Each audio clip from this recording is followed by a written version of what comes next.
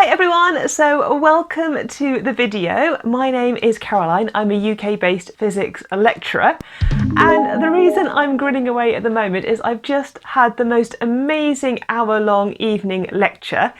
I guess this is one of the benefits of Zoom and the fact we've all gone onto these virtual platforms is that my university had arranged for us to have a speaker who was based in a different country come and give us an evening lecture. I know we all work in different fields, but this was a lecture all about quantum mechanics, so it was really good. It was given by the very famous scientist, well known for his books, Professor Sean Carroll. So if you haven't got it, I'd recommend reading some of his work if you're interested in all things physics and quantum mechanics. And it was just so refreshing to take an hour out from the emails, from preparing for student lectures, from doing my own kind of research, and just to hear about cutting edge, exciting research ideas from a very established and acclaimed scientist. And then when it came to the question bit, there were fantastic questions both from professors and from PhD students. And again, that was so exciting to see PhD researchers engage with the material and ask really insightful questions, and to see the speaker, really discuss the thoughts and the ideas and the concepts discussed within the talk. So that's why I'm grinning, because I've had a little bit of midweek quantum mechanics.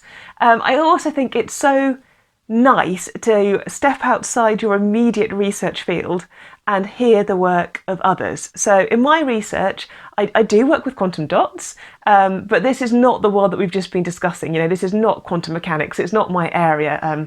It's not what I would do day to day in my own research. And it's just so lovely then to have the luxury to hear somebody talk so eloquently about their research area.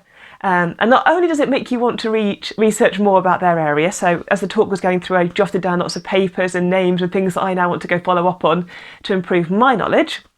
It also makes you really motivated to do your own research. And right now in the UK, there's so much going on with teaching. Students are having to really adapt to this new blended hybrid model. They're being brilliant with their classes happening both online and sometimes in person in the tutorial room in the classroom.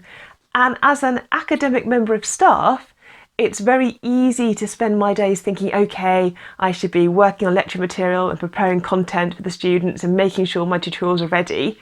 And absolutely I should. That is a definite forefront key activity that I need to be doing, especially with this particular semester and the horrible COVID situation and the things that have had to change. But equally, it's also reminded me, the lecture tonight, how important it is for my own energy and enthusiasm and passion for my subject to allow myself time to also undertake research and hear the research ideas from others, and reflect on what that means, and then just get excited about areas of science and why we are studying and endeavouring to understand the universe and the world around us. So apologies if you are not a scientist or not a physicist. It was a talk very much based on physics that I went to, but I think the message, I guess, or the broader thing that maybe it's a good thing for us to reflect on, is that whatever field we're in, so whatever you're researching, whatever you specialise in, whichever area you're looking at exploring, allowing yourself the time to enjoy your subject. Don't get so consumed with the day-to-day, the nitty-gritties of preparation of articles and student preparation of manuscripts and making sure you've got your teaching duties and making sure your laboratories are organised. Do all of that stuff, but at the same time always try, I guess, to allow yourself time to enjoy your subject. Because you would have entered academia with a real passion for the subject that you're now exploring, researching, studying.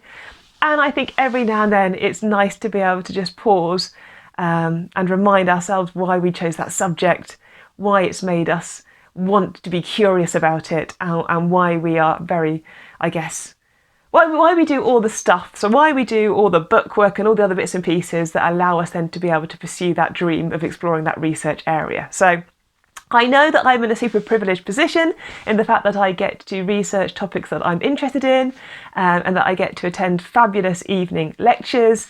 But I hope whichever research community or area of academia that you're in, you're able to find the similar kind of opportunities and things that you can read, study, watch that make you, I guess, enjoy your subject. So whatever you're researching, I hope it is going well this week.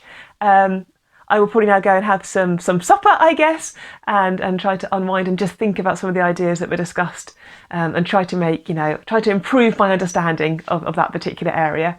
But have a good few days. If you want to see more about, an academic clearly excited when they've been to a talk, do hit like, do hit subscribe. Next week we'll be going into the third week of semester.